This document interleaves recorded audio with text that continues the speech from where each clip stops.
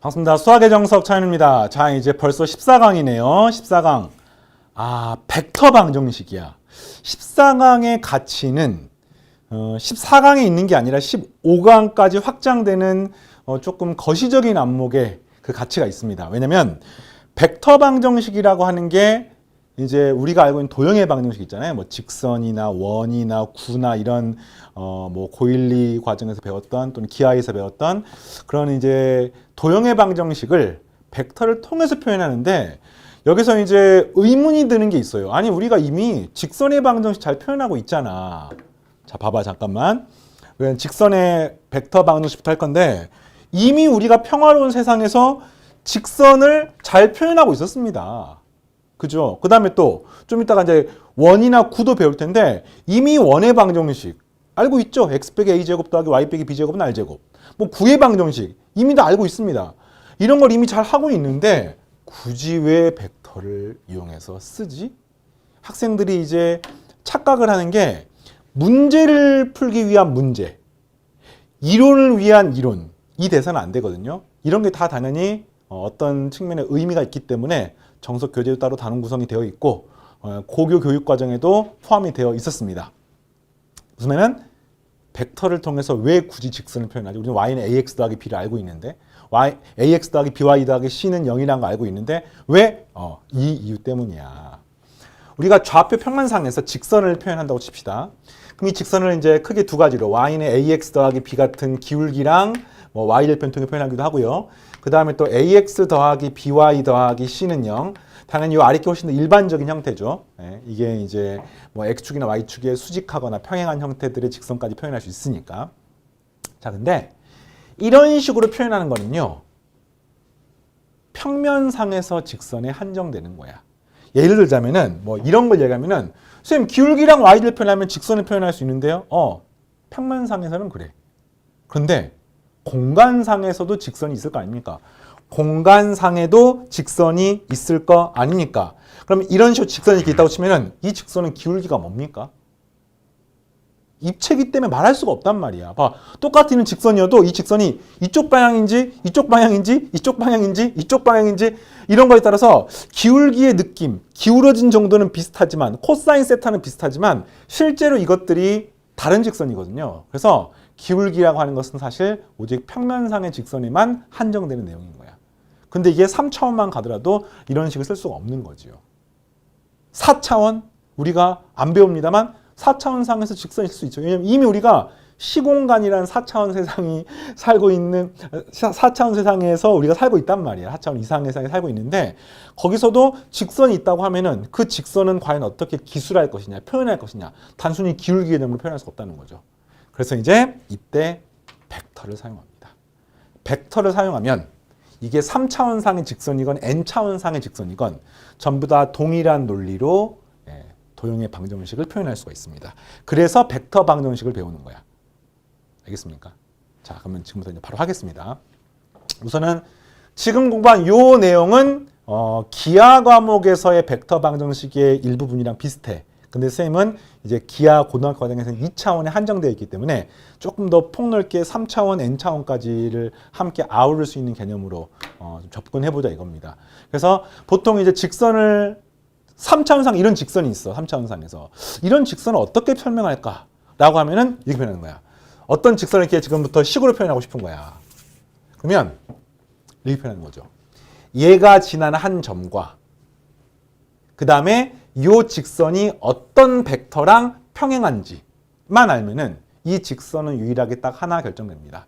예를 들자면은 이 점을 지나면서 이 벡터의 평행한 직선은 그게 2차원 벡터건 3차원 벡터건 n차원 벡터건 전부 다 동일하게 이렇게 생긴 직선 딱 하나로 유일하게 결정할 수가 있습니다. 그러니까 지나는 한 점과 그 다음에 어느 벡터에 평행한지만. 그래서 이 벡터가 평면 벡터면 이게 평면상의 직선인 거고요. 이게 공간 벡터면 공간상에서의 3차원 상에 있는 직선이 되는 겁니다. 이런 논리인 거야. 그럼 이걸 이제 벡터 방정식으로 표현해 보겠습니다. 어떻게 표현하냐?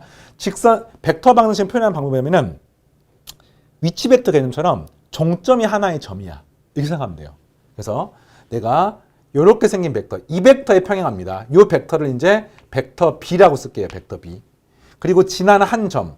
이 한 점을 A라고 하면은 그 한 점을 종점으로 하는 요 벡터를 갖다 내가 벡터 A라고 하겠습니다. 그러니까 그냥 점 A가 벡터 A인 거야. 그리고 뭐 이 점을 갖다 B라고 할까요? 점 B가 벡터 B인 거야. 내가 궁금한 건 뭐냐면 직선상의 임의의 점 P를 종점으로 갖는 이렇게 생긴 벡터를 궁금해하는 건데 이 벡터로 이해하기가 힘든 학생들이 되게 많아요. 그런 경우 어떻게 하면 되냐면은 이거 그냥 점이야, 점.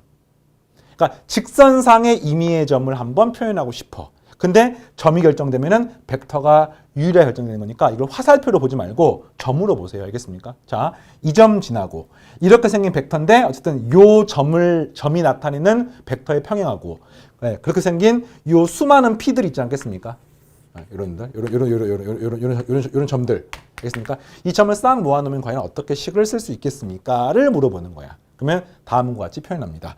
자, 종점 P가 되는 이 벡터를 우리가 벡터 P라고 하면은요, 벡터 P는 어떻게 표현하겠어요? 벡터 P는 그렇죠? 벡터 A에다가 여기서 이렇게 생긴 만큼을 더해주거나 또는 빼주거나 뭐 이렇게 하면 되는 거 아니겠습니까? 이 파란색 벡터가 뭐냐면은 벡터 B의 실수배입니다. 왜? 이게 벡터 B고요. 이 파란색 벡터는 벡터 B의 평행하기 때문에. 그러면 다음의 식이 성립하는 거예요. 벡터 P는 벡터 A 더하기 벡터 B의 실수배입니다. 라고 표현할 수 있고 요거는 기하 과목에서도 나오고요. 2차원이건 3차원이건 모든 직선의 방정식을 표현하는 방법인 거야. 여기서 이제 벡터 A, 벡터 B, 벡터 P가 2차원상인 점이면은 2차원상의 직선의 방정식이야. 3차원상에 있으면 3차원상의 직선의 방정식인 겁니다. 그거는 이제 나중에 다음 시간에, 다음 단원에, 15단원에서 배울 테니까 일단은 벡터 방정식 이해하겠습니까? 이걸 이제 이렇게도 표현할 수 있지만 쌤, 이건 안 되나? 이건 안 되면 이것도 괜찮을 것 같은데 만약에 이렇게 생긴 게 벡터 A야. 이렇게 생긴 게 벡터 B야. 그러면은 벡터 A랑 벡터 B의 종점을 지나는 이런 직선, 이거를 벡터 방정식으로 표현할 수 없습니까? 있습니다. 역시 이 직선상의 한 점을 갖다가 P라고 놓고요. 요거를 벡터 P라고 놓으시면은 벡터 P가 벡터 A랑 벡터 B의 무슨 벡터야? 내분점을 나타내는 벡터죠. 맞습니까? 쌤 벡터 P가 이렇게 생기면요. 이 P는 A랑 B라는 점을 갖다가 외분하는 외분점을 나타내는 벡터입니다. 그러면 내분점이건 외분점이건 뭐라고 쓰시면 되겠어요? 네. T 벡터 A 더하기 1 빼기 B의 1 빼기 T의 벡터 B. 요거를 벡터 P라고 쓰시면 되겠습니다. 이미 우리가 앞에서 했었죠. 네. 뭐 물론 이렇지. M 대 N으로 내분하니까 뭐 M 더하기 N분의 N 벡터 A 더하기 뭐 이렇게 써도 되는데 이렇게 MN으로 쓰지 않고 일반적으로 개수의 합이 1이다. 그러면 내분점이나 외분점이다. 그리고 만약에 이것도 양수고 이것도 양수, 다시 말하면 T가 0에서부터 1 사이면은 바로 요런 내분점상의 한 점이 되는 거고요. T가 1보다 크거나 0보다 작게 되면은 외분점상의 요 점이 P가 되는 것을 알 수 있습니다. 그래서 이걸 이렇게 써도 되고 뭐 또는 취향에 따라서 이거 1 빼기 T의 벡터 A 더하기 T 벡터 B를 벡터 P라고 써도 상관없습니다. 이건 외우는 게 아니라 우리가 뭐 기저 이야기할 때 쓰죠. 기저 이야기할 때도 M 벡터 A 더하기 N 벡터 B를 벡터 P로 표현할 수가 있는데 그랬을 때 이 MN의 합이 1이 되면은 바로 두 점의 종점을 지나는 직선과 관계가 있습니다. 혼동하지 말 것. 벡터를 표현하는 게 화살표라고 생각하면 안 돼요. 이 점인가 점. 이 점, 이 점, 이 점, 이 점, 이 점. 종점 사이의 관계식인 거예요, 이게. 그럼 이해되겠습니까? 그리고 이 P는 이 종점을 모아놓은 거니까 직선의 방정식입니다. 되겠습니까? 자, 그 다음 이제 수직한 벡터에 관한 이야기도 잠깐 해볼게요. 뭐 우리가 보통 이제 법선이라고 부르는 게 수직한 뭐 직선 이렇게 생각하시면 되는데 여러분 교재 순서를 해볼까요? 우선은 첫 번째 거 설명했고요. 두 번째 거 설명했습니다. 자, 세 번째는 어떤 특정한 벡터에 수직하면서 한 점을 지나는 벡터. 이런 거야. 내가 어떤 특정한 벡터가 있습니다. 이게 벡터 B야. 그리고 어떤 한 점을 지나면서 여기에 이렇게 수직하게 되는 이런 벡터. 그러면은 이런 거지. 요 점이 이제 P가 되고 요 벡터를 갖다 어떻게 표현할 것입니까를 묻는 것인데 이렇게 하시면 됩니다. 여기서 이렇게 가는 게 일시는 한 점이 벡터 A잖아요. 그럼 내가 벡터 P 마이너스 벡터 A를 하시면 얘가 뭐가 됩니까? 여기서 이렇게 가는 벡터가 되는 거 아닙니까? 이런 벡터, 이런 벡터, 이런 벡터. P가 여기 있으면은 이런 벡터, P가 여기 있으면은 이런 벡터. 알겠습니까?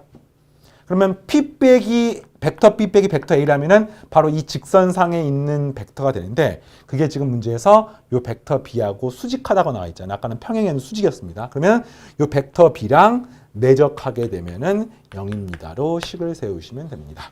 이때 이렇게 수직한 벡터를 우리는 법선 벡터라고 부르죠. 법선 벡터라고 부릅니다. 네, 끝났습니다. 조금 어색해. 선생님도 알아요. 왜냐면 벡터 방정식을 실제로 잘 안 쓰거든요. 물론 상위 과정에서 많이 씁니다만 고등 과정에서는 우리에게 뭐가 익숙하지? 몇 x 더하기 몇 y 더하기 뭐 몇 z 이런 게 익숙하잖아. 그래서 되게 어색하지만 이걸 왜 배우느냐? 이게 사실은 개념을 확장하는 그 측면에서 2차원, 3차원을 다 아우르는 개념입니다. 그래서 벡터가 대단하고 위대한 거죠.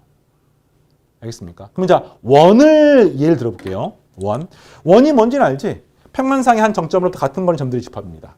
자, 원을 벡터 방정식으로 표현해 볼게요. 원을. 그럼 이런 거잖아. 중심이 C야, C. 그리고 반지름의 길이가 R이야. 그럼 보통 우리가 이런 식으로 이제 원을 그린단 말이야.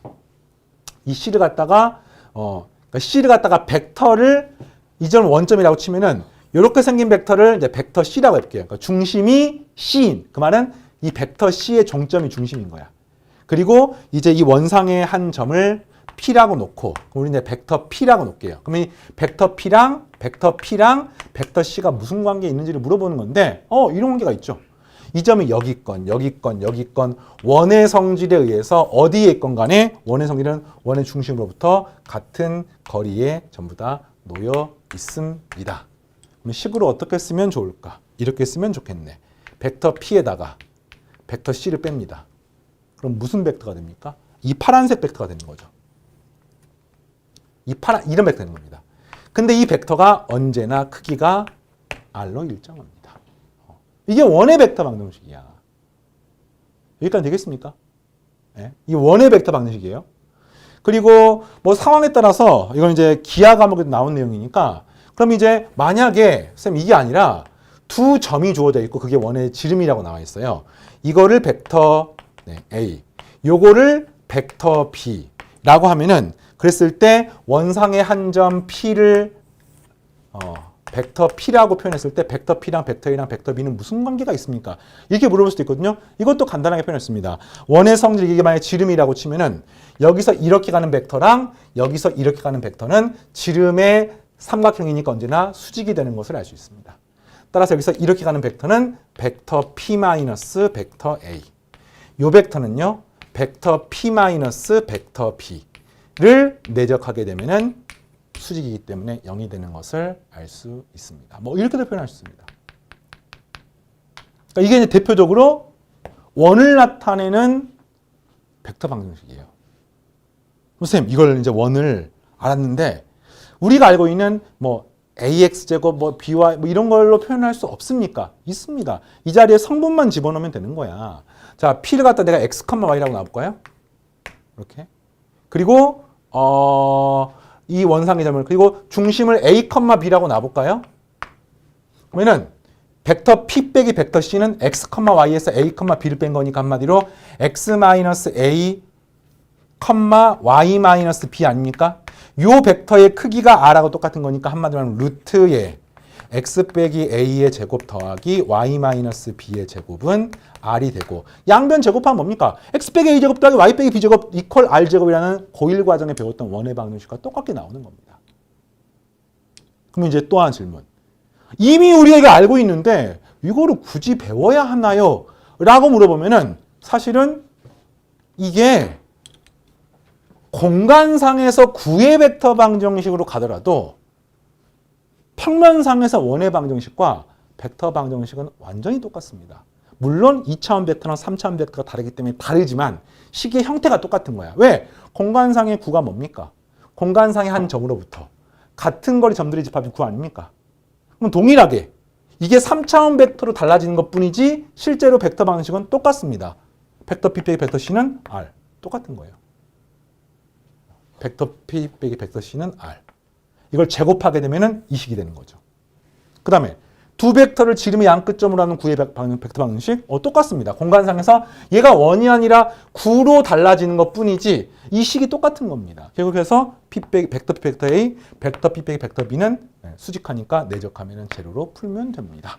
그래서 벡터 방정식을 배우는 게 의미가 있는 거야. 여기에 마찬가지로 3차원 x, y, z, a, b, c를 집어넣게 되면 우리가 이미 기하 과목에서 배우는 구의 방정식이 예쁘게 나오는 거죠. 자, 오늘은 여기까지인데 벡터 방정식을 왜 배우는지를 알았으면 좋겠어요. 물론 이제 선생님이 말하는 거는 벡터 방정식 배우는 굉장히 저차원적인 이야기야. 이게 끝이 아니지. 그냥 큰 틀에서 우리가 좌표 평면상에서 좌표 평면상에서 공간 좌표상에서 좌표를 도입해서 도형의 방정식을 우리가 썼는데 그거는 그냥 수많은 도형을 표현하는 방법이 하나일 뿐인 거고요. 사실은 그걸 벡터로도 표현할 수 있고 다른 방법으로 표현할 수 있고 이런 것들인 것 뿐이지. 근데 고등 과정에서는 이제 도형의 방식을 많이 사용하기 때문에 그걸 갖다가 이제 x, y, z로 많이 쓰기 때문에 우리가 그게 익숙해진 것 뿐이야. 근데 그거랑 벡터 방식은 다르지 않습니다. 표현 방법만 다를 뿐인 거야. 근데 얘가 유리한 파트가 있고 얘가 유리한 파트가 있습니다. 그리고 나중에 또 상해 관념감 좌표계가 직교 좌표가 아닌 경우에는 R세타 파이를 통해서 어떤 특정한 도형을 표현하는 게 편리한 경우도 되게 많습니다. 원형 운동하는 경우 이런 것들. 그래서 이렇게 마무리하고요. 다음 시간에는 실제로 공간상의 직선, 공간상의 평면을 식으로 표현하는 연습을 해보겠습니다. 오늘까지입니다. 마치겠습니다.